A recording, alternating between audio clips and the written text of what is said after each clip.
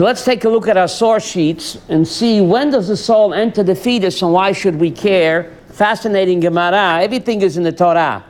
The Mishnah says, Hafochba, Bafochba, the Kulaba. It's in English, you can look in. Everything is in the Torah.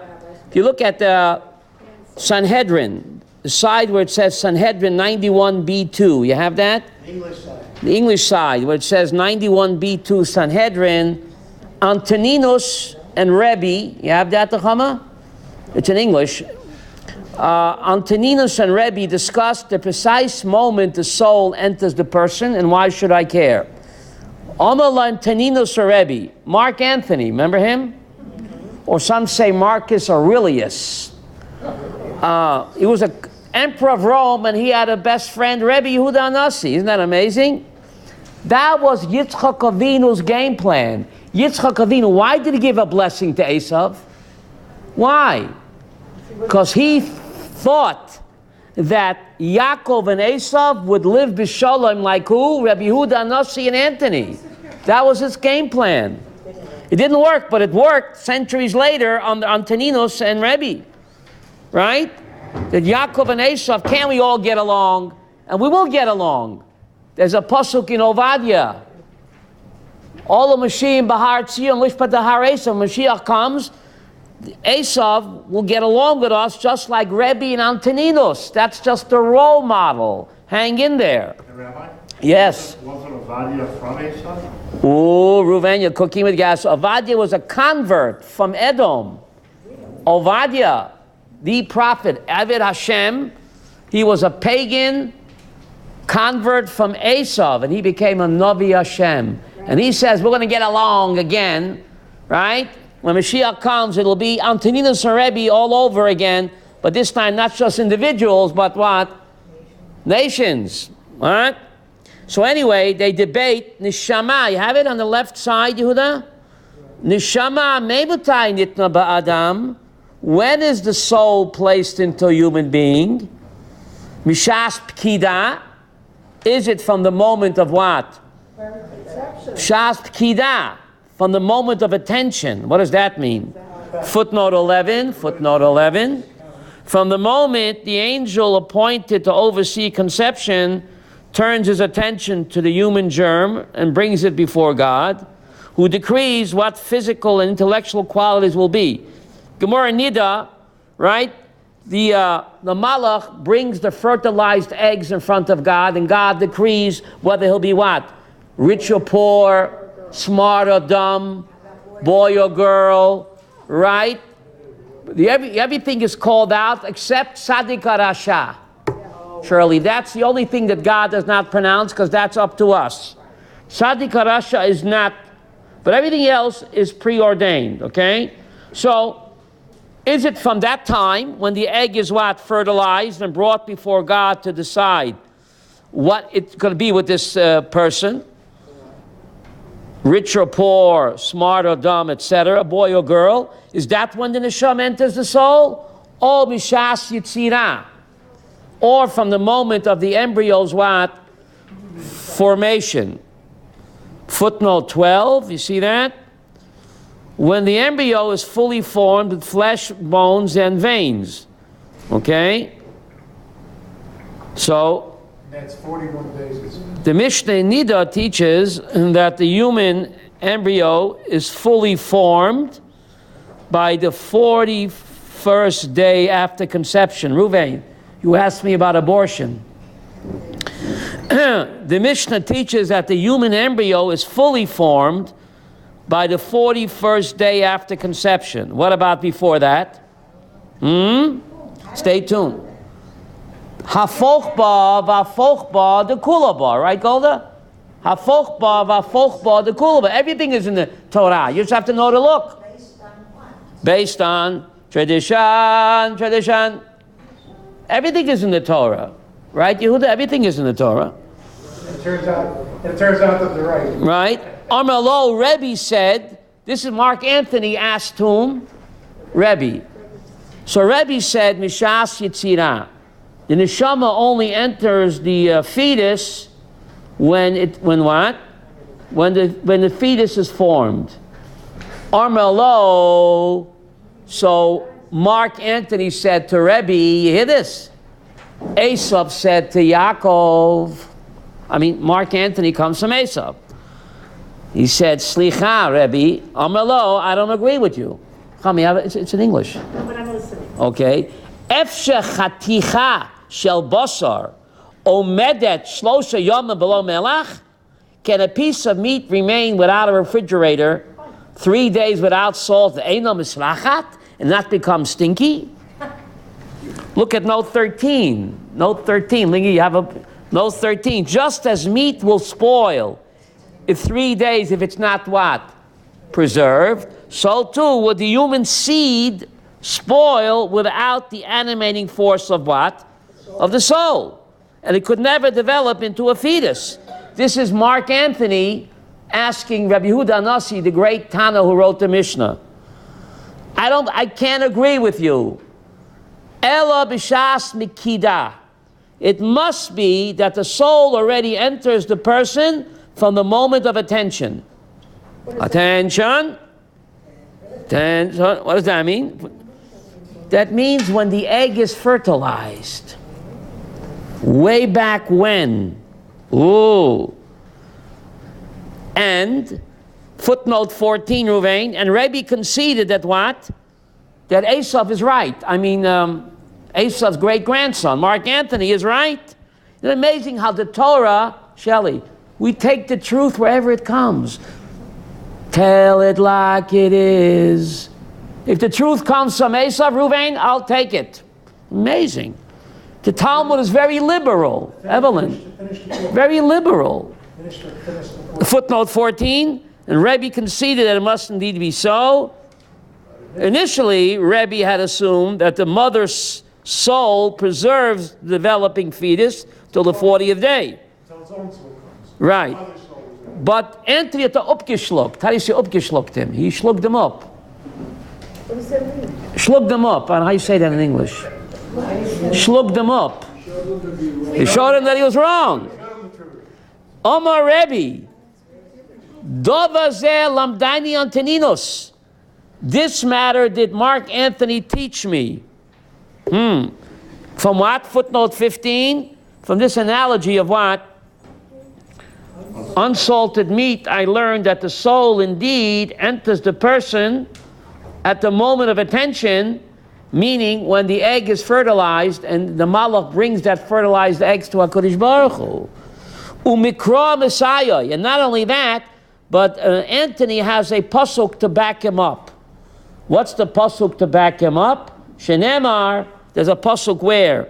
In Job, and your attention has guarded my spirit. Your attention. Right? So look at note 16. Pasuk in Iyov. From the moment of attention, my spirit or soul has already been guarded in my body. The moment of God's attention. So he's right. So way back then, already when the egg is fertilized, already then the neshama what? Is there. So why should we care? Stay tuned. But we have to go off on a tangent and we'll get back. If I don't, you'll remind me. Please. Antoninus and Rebbe discussed the precise moment when the evil inclination enters a person. At what point, we know the Yetzer Tov, Masha, comes to a person by bar mitzvah. But when does the Yetzer Hara? You could ask the lady to make it cooler. She'll make it cooler. Cooler? You don't make cooler? Yeah. Make it a little cooler, please tell her. Thank you, Chanoch. I don't want to fall asleep. So the Yetzer Tov enters a person at 13. When does the Yetzer Hara enter? And why should we care? You have it there, Shirley. Antoninus and Rebbe discussed the precise moment the evil inclination begins to enter a person. V'amaloi Antoninus and Rebbe. You have it? Meimota Yetzer Hara sholet ba'adam. When does the Yetzer Hara begin to influence a person? Mishas Yitzira. Is it from the moment of the embryo's what? Formation, when he's fully formed? Or Mishat Yitziyah, but only the moment when he comes out of the womb? From the moment when he leaves the womb. What? Omelo, so Rebbe said to him, Mishas Yitzira. Rabbi said the moment that the embryo is fully formed, he ain't born yet, he already has what? The evil inclination. The Yetzer Tov he doesn't get until 13. He's 13 years, Chanoch, behind the 8 ball. Says Anthony, I slug you up. How do you say that in English? I slug you up. I don't agree. Amalo, Anthony's 2 for 2 here. Amalo, im kain, boet b'mei imay v'yotze. Anthony said, if you're right that the fetus is still inside the womb, already has the Yetzer Hara, the fetus would kick against his mother's womb and want to leave to go to the discotheque, wants to boogie. Huh? And would leave the womb prematurely. Right? So that doesn't happen. Ela mishas yitzia. It must be rather that the evil inclination begins to enter a person only when he leaves the womb and not before. Only when he leaves the womb at the moment of birth. Before that he has no evil inclination. Omer Rebbe said, Mark Anthony beat me again. He's 2 for 2, Chanoch. Dova zeh lamdani Antoninus. This matter Antoninus taught me that the evil inclination does not enter a person until the moment of what? Birth.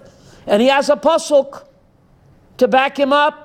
Shenema la peta chatas rovetz. God tells Cain. Remember Cain? When Cain is brooding, he didn't kill his brother yet, but he's planning. So God says, sin crouches at the door. What does that mean? Footnote 19. You have that? Footnote 19.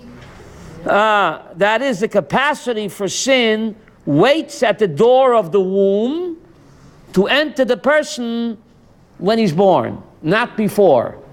Well, we got a problem here, Zisel, because you look in Rashi and Pashas told us. Rashi says that Esau, while he was still in the womb, already had the Yetzer Hara. Remember when Rivka passed the discotheque, Esau was kicking to get out. So this seems to contradict that the Yetzer Hara doesn't enter a person until what? He's born. So how could Esau already be kicking inside the womb? He wasn't born yet and he already wanted a boogie. Maybe he was dancing. Rabbi. Yeah. Rashi does say that he was wanting to get out because he wanted to worship Avodah Zarah, but he ain't got no Yetzer Hara. Super commentary on that. Okay. One of them says that Rashi's right, but he didn't really want to worship. He wanted to destroy. He actually wasn't evil yet till he got out of the room, exactly as you're talking about here. You know, there's an example. That confirms Mark. But we have a problem here. The Maharsha asked the question, as so as the morale. So they answer as follows, that yes, the rule is, there's a rule and there's an exception. Every rule has an exception. The rule is that the Yetzer Hara doesn't enter a person until he's born. But by Esau, that was Yotze min haklal. How do you say that in English, Chava? Yotze min haklal. He was the exception to the rule, and he already had the Yetzer Hara even before he was born. But that's the exception. The rule is that the Yetzer Hara does not enter until what? I agree that the kasha is better than the teretz. Okay? But that's what they answer, Sharona. Kasha better than the teretz. So Esau was the exception, not the rule. Yes? I don't know what we know today, in actuality, whether a baby is fully formed at the 40th day. I guess they know now that's true or not. Right. In our belief, I don't remember where I saw it. The reason that the mother is called Aim is because the letters Ben and Aleph are 41. That she doesn't become a mother until the 41st day. Oh, I didn't know that, Rabbi Yaakov. So the question is that scientifically proven? Well, we'll get into that. But first, let's get back to our topic, because this is going to reflect on what about an abortion. If the fetus doesn't have a soul yet, is abortion murder or not? Who are you killing? So let's get back and turn over to side 2. It's an amazing Rambam on side number 2. This is the Rambam Hilchas Sanhedrin. See that? Halacha Dalit. I think it's highlighted in the yellow, Evelyn, no? Highlighted in the yellow. Rambam Hilchas Sanhedrin. Amazing halacha. You have it? Mishenigmar dino. A person was on trial for capital punishment, and he's been sentenced to be executed. Chil Shabbat, skila, adultery, strangulation. There is no death row in Judaism. That's cruel and inhuman punishment. The same day, Mishenigmar dino, halacha dalit, says Rambam Hilchas Sanhedrin, ein mashian oto el yahoreg beyomo. You don't wait, but the same day that they nigmar dino, they give the verdict, he's executed on the same day. Why is that? Because to keep him around is anguish, cruel and inhuman punishment. So there is no death row, Malka, in Judaism. The same day that he is found guilty as charged, adultery, strangulation, chilul Shabbos kila, he's executed. Listen to this. Afila hoita ibura. Let's say the criminal was what?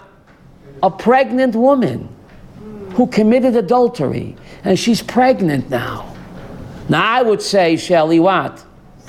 Wait until the baby is born. What do you want from the poor baby? No. Even though she was pregnant, ein mamtin law at sheteled. You don't wait until the baby is born. Why not?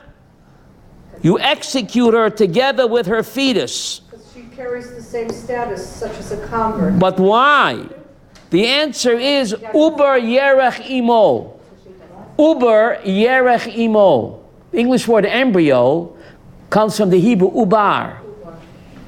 The fetus has the same status like the thigh of the woman. When you execute a woman for adultery or whatever, doesn't her hand and her thigh die? But her thigh didn't do anything, or her hand didn't do anything. So the Talmud says, Uber yerech imo.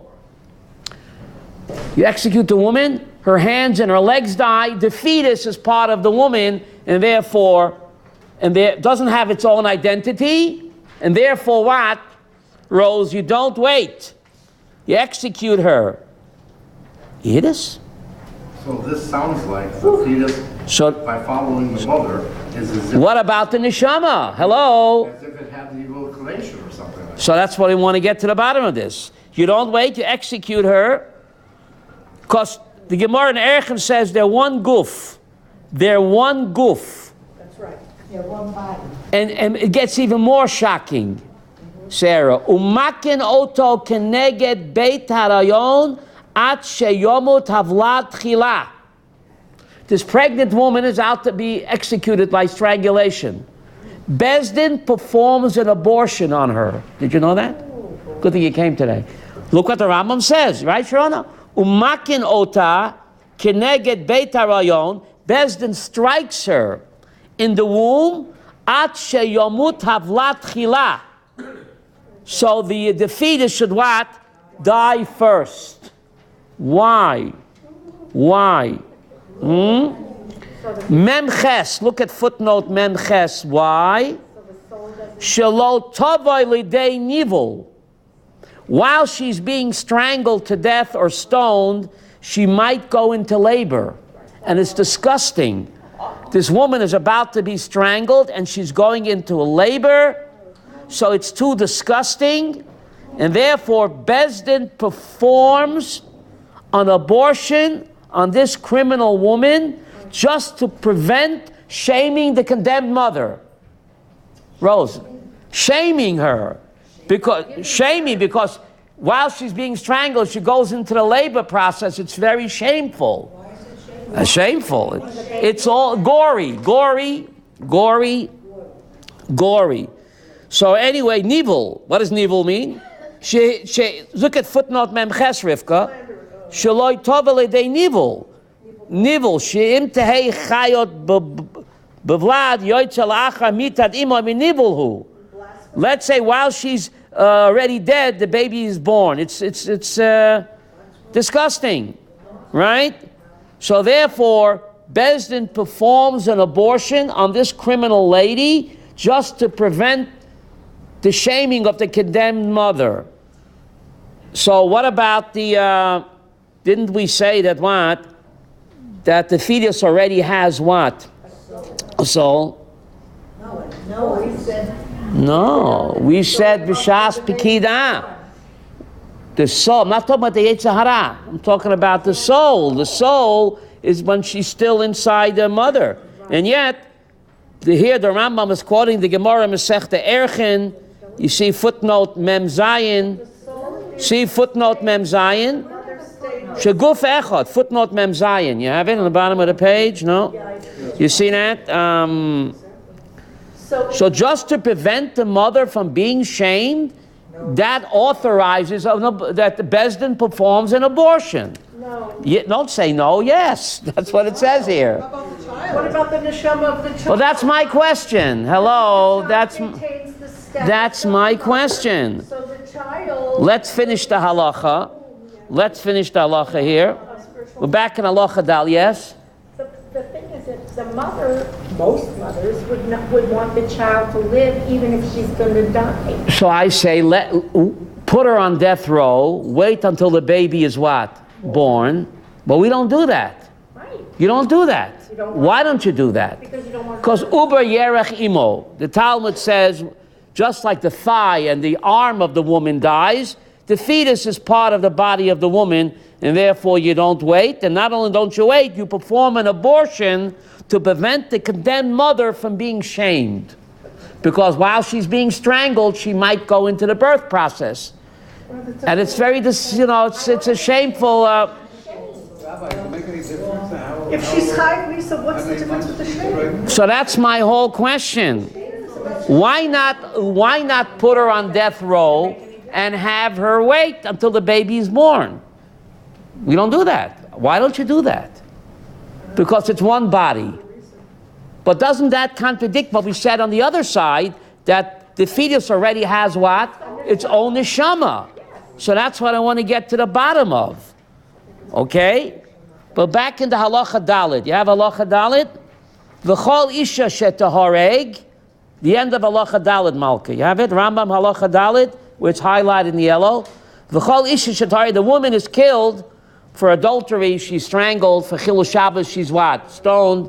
Mutta lahanas masara. You're allowed to. Let's say he has beautiful long blonde hair. You're allowed to cut the hair from the dead body and make a sheitel out of it. Did you know that, Zisel? Mutar lehenot besara. You can use her beautiful long hair to make a sheitel, which is very difficult because you're not allowed to derive no benefit from a dead body. So what's going on over here? Look at footnote Nun Aleph. You have that, Sharona? Footnote. You're not allowed to derive any benefit from a dead body. So how could the Rambam rule that once the woman is executed, you can clip her hair and make a sheitel out of it? The Haredi, what? No, after she's killed, you can use the hair. So take a look, Nun Aleph, Rivka, you read it to me. Footnote Nun Aleph, Sham, footnote Nun Aleph. Sham Omid Bet. You see that? I said Nun Aleph. Stop. Even though a dead body is what? Prohibited to derive benefit.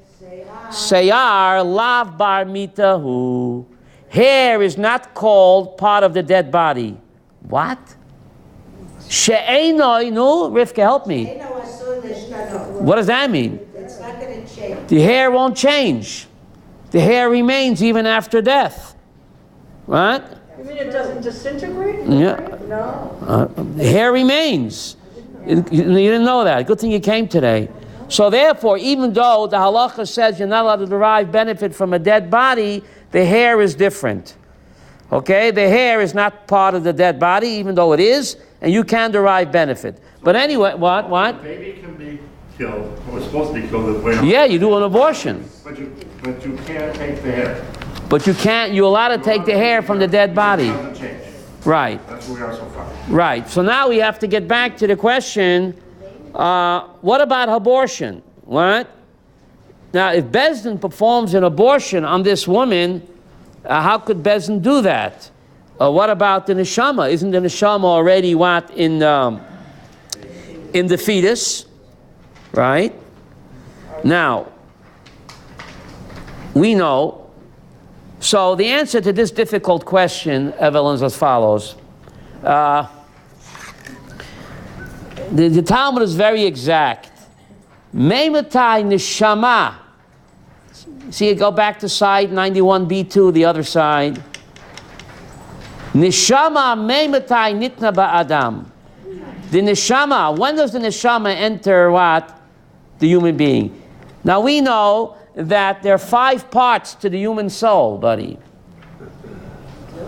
Yes, according to Kabbalah, there's nefesh, ruach, neshama, chaya, yechida. Are you sure you're not Chabad? No, this is Kabbalah. This is the Zohar before Chabad. Nefesh, ruach, neshama, chaya, yechida. According to the Zohar, the godly soul consists of what? 5 parts. Just like the human body consists of what? Abraham. With limbs, different limbs. So the godly soul has also 5 parts. They're called nefesh, ruach, neshama, chaya, yechida. Here the Gemara is only debating when one part of the soul enters the fetus. So that's at what? When the fetus is what? Formed, or the egg is fertilized. But the other 4 parts only enter at birth. You hear this, Ruvain? The other 4 parts of the soul, the nefesh, the ruach, the chaya, yechida, that only enters at what? At birth. So therefore, Bezdin, when they see a right, they can do an abortion, and it's not called what? Murder. Okay?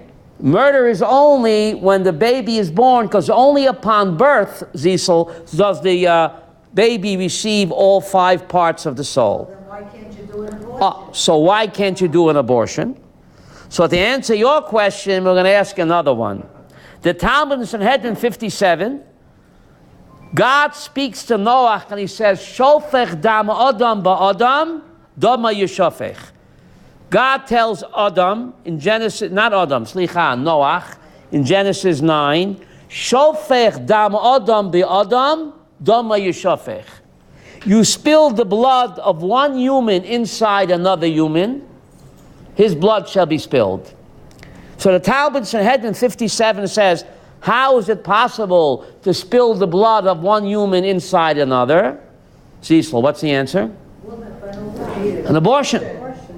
Shofech dam Adam be'Adam, dama yeshofech. Genesis 9:6, God says to Noah, if you spill the blood of one human inside Adam be'Adam, dama yeshofech. So the Talmud Sanhedrin 57 learns from this, since that God was speaking to Noach, if a Noachite performs an abortion, that's murder. But if a Jew performs an abortion, it's wrong, it's a terrible sin, but it's not murder. Masha, you with me on this? Very difficult. Sanhedrin 57. Since God is speaking to Noach, this pasuk wasn't said to Am Yisrael. Shofech dam Adam ba'Adam is dafke to Bnei Noach. For some reason, and Tosfos breaks his head to find out, under the category of murder, keep the 7, go to heaven, if a non-Jew commits an abortion, that's considered 100% murder. Halacha. If a Jew commits an abortion, it's wrong, it's a terrible sin, but it's not murder. The question, Avraham, is why not? So the Talmud, a technicality, God is speaking to Noach over here.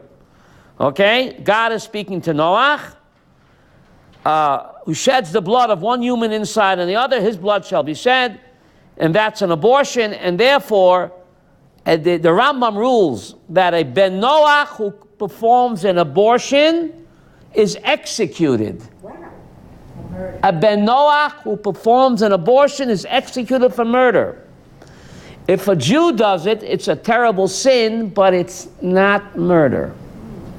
Because this verse was only said, what? Noachite, and the baby doesn't receive all of its parts of the soul. Here the Talmud is just asking one part. But upon birth, only upon birth, does the human being receive the other 4 parts. Okay? So we have to understand what's going on over here. The Ramban writes in one of his letters. Ramban was a famous physician, Nachmanides, writes in one of his letters, Nechama, that he was friendly with a Goyish doctor. And there was a woman who was having a very difficult labor. And if they wouldn't perform an abortion, the woman would die. Nachmanides told the Goyish doctor, what, Sarah? You don't do it. Who'll do it? I'll do it.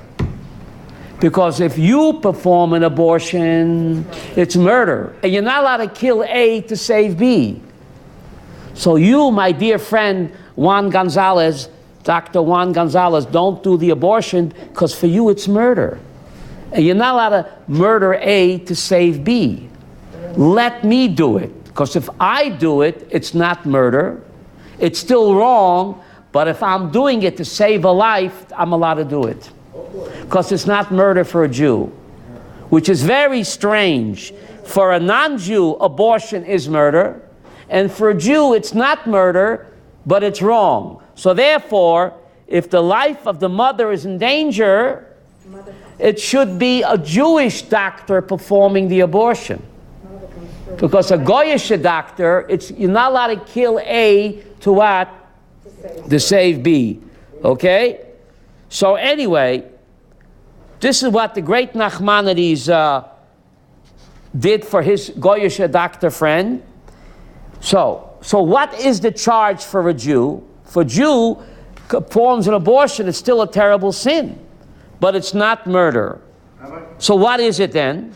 So what is it?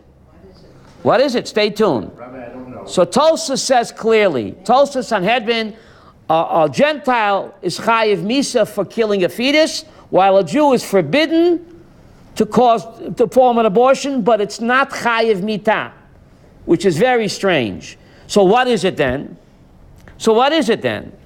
Yes, Ruvain? Yeah, I had a question on what you said though before. Go ahead. Make sure I got it right. So he performed the abortion, I have no problem with that. What I have a problem with is the fact... Because to save the life of the mother. Correct, but what about the fact of being, we thought of this before, about being a rodent?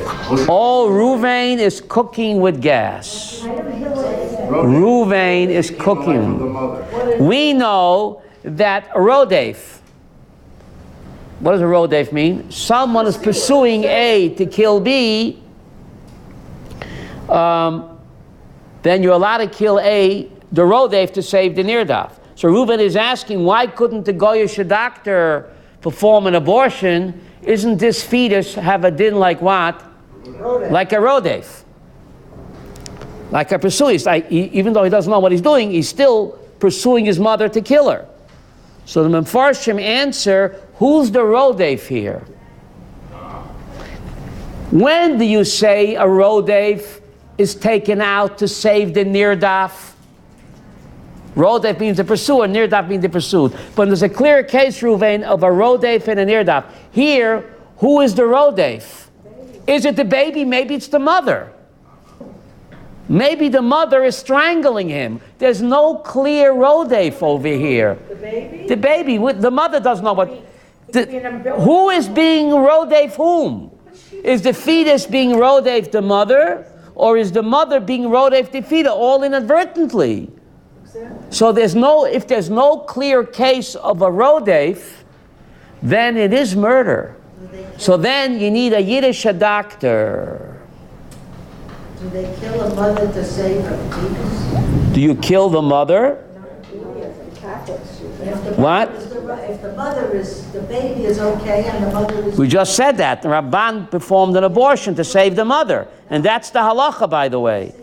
The halacha is only a Jewish doctor. If the mother's life is in danger, then you kill the baby to save the mother. Maybe the But only through a Jewish doctor.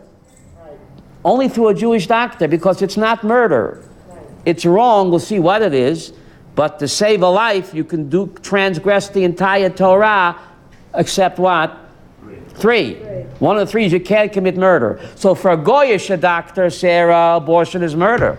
So he can't do it. He can't do it, because it's murder. Who's the Rodev? We don't know. Maybe the mother's Rodev the fetus. Maybe the fetus is Rodev the mother. We don't know, so we can't. So, but a Yiddish doctor can do it, because what? The greatest mitzvah in the Torah is what? Staying alive, except three. And for a Jew to perform an abortion is not murder. We'll see what it is. So since it's not murder, if your life is in danger, or the life of any is in danger, you can transgress the whole Torah except three. And an abortion for a Jew is not murder, even though for a Goy it is, which is very strange. So what is it for a Jew? Right? We'll see what it is. What exactly is it for a Jew? So we have to analyze, of course, the Rambam says here, what is it exactly?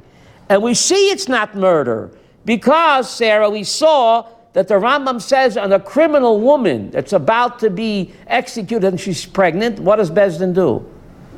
Bezdin performs an abortion on the baby. Here you have it, Halacha Dalet. Bezdin performs an abortion on the baby. So you see, it's not murder. Just to save it from shame, you can perform an abortion, and Bezdin does it. Right? Well, what is it? Nivel. How do you translate nivel, Rivka? Far into the pregnancy. The baby's in the 9th month. So now Masha is asking a good question. The Talmud says in Erchid, if she began the labor process, then you wait. She could be in her 9th month. She didn't go into labor yet, you still kill her. If she began having labor pains, then you do wait. For the baby to be born. Then you wait. So she could fake the labor pains, right? Right? So if she's smart, if she's in the 9th month, she'll fake labor pains, because then Bezdin will wait. But if the labor pains have not begun, even in the 9th month, you don't wait. Bezdin will perform an abortion and then put her to death. The only thing is that labor pains could start in the 6th or 7th month from the stress of the trauma. I hear what you're saying. That she's going to. I hear. But the Talmud says if labor pain begun, then they do wait. Okay? Otherwise, they perform an abortion and they put her to death. So what is the charge for a Jewish person to do an abortion when the mother is not what? Being threatened. What is the charge for an abortion, right?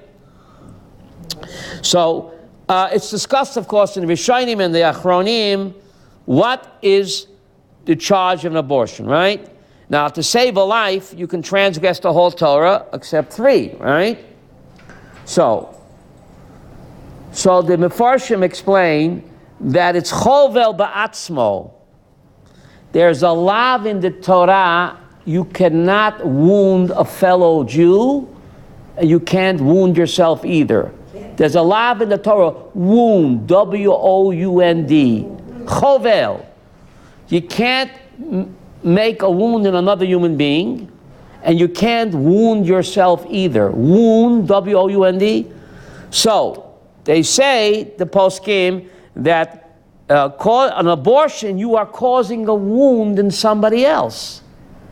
You're making the woman bleed. You're being chovel in her. How do you say chovel? Causing a wounding, right? So that is the prohibition of causing a wound, right? There's a law in the Torah that you're not allowed to cause a wound to somebody else or to yourself. Wounding, W-O-U-N-D-I-N-G. Please hear me well. A person is not allowed to wound himself. Of course, when there's surgery needed, Zisel, you have to do it. But Moshe Feinstein is done whether a person is allowed to have cosmetic surgery. What's the shaila? You're not allowed to wound yourself. To have cosmetic surgery, your life is not in danger, it's not appendicitis or whatever, then you have to, because the greatest mitzvah is what? Staying alive. But the great tzaddik is done in Igvis Moshe, Evelyn. People asked him, that what? They feel they can't do a shidduch because their nose is too long. Are they allowed to have a nose job? Yes, no. I think yes. Different opinions. What's the shaila? You're wounding yourself. That's like causing an abortion. It's like eating pig. Causing wound to yourself or to others is like eating pig. So, Reb Nachman, if someone does an abortion when the mother's life is not in danger, it's like eating pig. It's not death. It's not murder. It's like eating pig. Okay? 1 minute. So where was I? So Moshe is done. So he takes the case on an individual basis. If he sees that the woman is so distraught that she thinks in her mind she won't be able to do a shidduch. But that's a kintenboy. How do you say, Rabbi Yaakov? A kintenboy, right? He gets a juke in the head that she won't be able, buddy, she won't be able to find a mate because her nose is too long. Look at Barbara Streisand, no problem. She's proud of it, right? But some people get a juke barosh. So Moshe is done if she's such a psychological state that she's so depressed that she figures, and if she, it could be a self-fulfilling prophecy. If she thinks she'll be an old maid, maybe she will be an old maid. So if the matzav is so bad, he allows her to have cosmetic surgery, because then it becomes an inyan of refuah.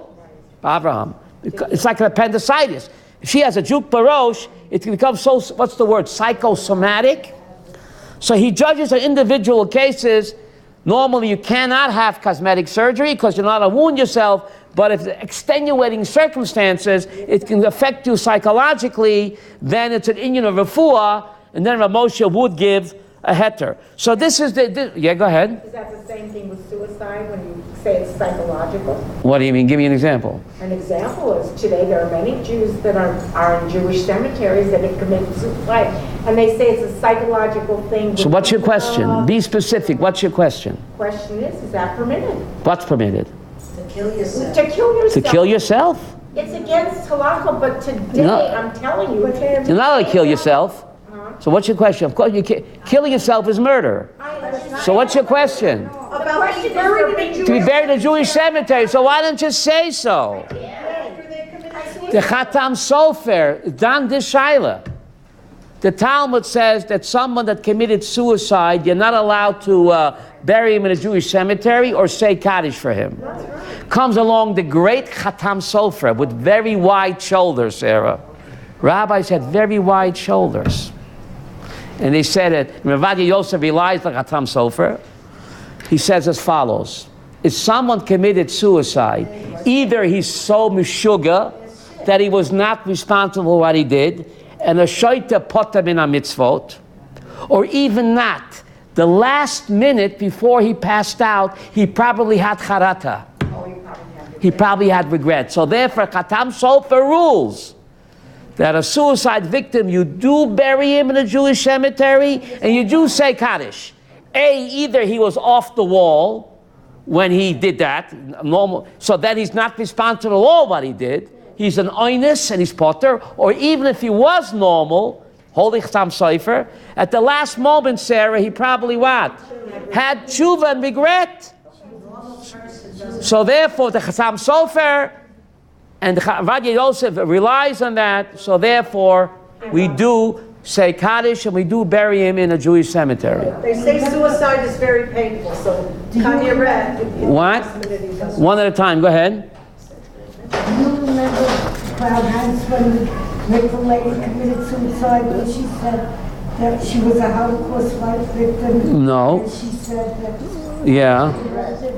And they buried her. Okay, so this is why, right? Okay. She gave up on life. Right. Why? She couldn't stand living. When all those people died. Because she was in the Holocaust and she. Okay, so anyway, the Rambam rules in Hilchas Chovel, Perik Hey, that just like you're prohibited to cause a wound in another human being, you're prohibited to cause a wound in yourself. It's like eating pig, so therefore, to perform an abortion is wounding yourself, or the other doctor is wounding you, and that is what? A negative commandment. Okay? It's not murder, but it's a negative commandment. Therefore what? If the woman's life is in danger, Then you can. in danger, not just physically, but she figures if she'll have this child, she'll go mishugah.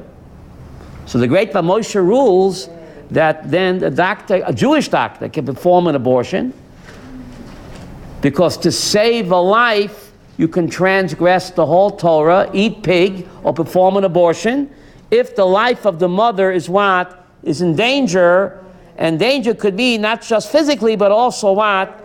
If she threatens suicide, even though she doesn't mean it. So therefore, you would get a Jewish doctor, not a non-Jewish doctor, to what? To perform the abortion, because it's a negative commandment of wounding, but all commandments fall away except 3 when it comes to what? Saving a life. But she could give the child for adoption. Okay. That's ridiculous. Okay. So, right. Go ahead. Yeah. Okay. So therefore, the poskim are done. If you want to do an abortion because the woman is not stable or whatever, it's best to do it before the 40th day. Okay? Even before, if there's no reason to do it, it's wrong even up to the 40 days. Right? It's not murder, it's a negative commandment. Right? But the poskim do say, Moshe Feinstein and Tzitz Eliezer permit abortion when confronted with the mere fact of insanity. She claims she'll go insane. They permit abortion for the sake of maternal health. Right? Right? But again, they say you should try to do it before what? The 40th day. Like Rabbi Yaakov said, aim is gematria what? 41. So if you have to do it for whatever reason to save the mother's sanity or her life, then it should be done, if possible, before what? The 41st day. But if not, you can even do it later. Okay? That's to save the maternal health of the mother. Everybody agrees, listen to this, that abortion would not be permitted to prevent the birth of a defective, retarded, or deformed infant. Even if the There's mother were gonna go there's no heter to do an abortion if the baby will be defective or retarded, right? Unless the mother threatens suicide. Unless the mother threatens suicide, okay? Okay, but just to abort a retarded or deformed infant, there is no heter at all. There is no heter to do that at all, okay? Not even before the 40th day, right? There's no heter to do that at all, right? So they find heterim, so the woman says she'll kill herself if she has a retarded baby, right? Because you're not allowed to do it. You're not allowed to wound yourself. You're not allowed to wound yourself, right? So if the woman claims that she'll go off the deep end, right? So, Then she could do it. yes, yeah. If they don't do it, these are their children to somebody else. So let me just sum it up, okay? Rabbi Yaakov, before you ask, to sum it up, where maternal health, not the health of the baby, where maternal health is threatened by continued pregnancy, it is possible to say that a considerable body of halachic opinion would permit abortion. Especially Tosfos in Nida 44 says that what? To permit abortion under certain conditions if it's done before the 41st day. Okay? Again, there has to be what? The mother's life, the mother's health, right? But if the baby will be retarded, that's no heter to what? To perform an abortion, right? Now, yeah. This is very complicated. Very complicated. We're just scratching the surface here, right? Go ahead. Shh, yeah. Please. But it was ensured that the child would be Tay-sex. They allowed the abortion before, what day was it? 41 day? I don't remember. 50 years ago. You're talking 50 years ago? It's a very complicated The rabbi permitted an abortion, they knew the baby would be Tay-sex. But that's against what Rav Moshe says here. Tay-sex, they die. Unless the woman says that she'll go off the deep end, right? If the woman is so hysterical, Rav Avraham, that it'll claim her sanity or her health, then perhaps it would be allowed. But it's best to do it before what? Before the 41st day. Okay? But it's still very strange why an abortion is considered murder for a non-Jew. Normally, we have a much stricter code of conduct than non-Jews. And here, this is a bizarre case. Tosa struggles with that in Sanhedrin. Here, the Goyim have a much stricter code when it comes to abortion. For them, it's murder. And for a Jew, it's not murder. The question is why? The short answer is because God was speaking to Noach. And he said, Shoifech dam adam ba'adam. The question is, why dafka for a non-Jew? I don't know. But that's what the halacha says, right? So the bottom line is, if an abortion has to be performed, buddy, you dafka get a Jewish doctor. Sarah, wild. And you don't let a non-Jew do it, because for him it's murder. It's one of the 7 Noachide laws. Right, Jewish doctors are better. Jewish doctors are better, right? It's just amazing. A person's life is in danger. You have to be Mechala Shabbat. You have to be Mechala Shabbat, right? So you can get a Jewish Hatzalah driver or a Goyish ambulance driver. Who do you get? Now I would say you get a Goyish ambulance driver. Why would I say that? Because you don't want anyone to be Mechala Shabbat. Right. So Reb Moshe Feinstein Paskins, no. Based on the Rambam. The Rambam says clearly, you mechal Shabbos for a cholish yesh by sakana. You don't get a goy. You don't get a regular. You get Gedoyle Yisrael to do it. Not just a Jew, but a chief rabbi, if possible. He should drive the ambulance. Why is that? So the Rambam says, because you're not being mechal Shabbos, you're saving a life. It's greater than Shabbos. Why hand it off to a non-Jew? Give him that mitzvah. Why give him that? Let a rabbi do it. You're not being Mechala Shabbos. You're saving a life. So why hand it off to a non-Jew?